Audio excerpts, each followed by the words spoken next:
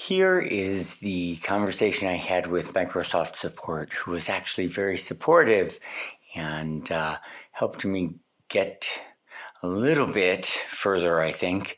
I'm still not able to get audio,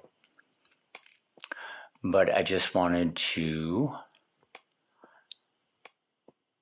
make documentation of it. You can read it at your pleasure.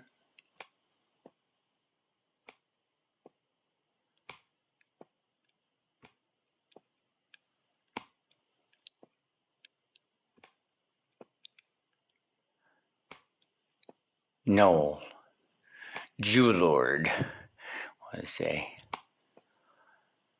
very helpful person.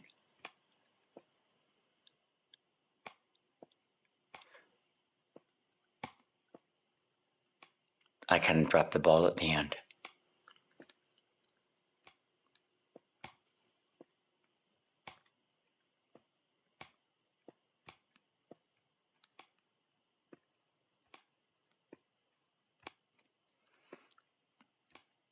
Oops. That last part went a little quick. I'm assuming about here.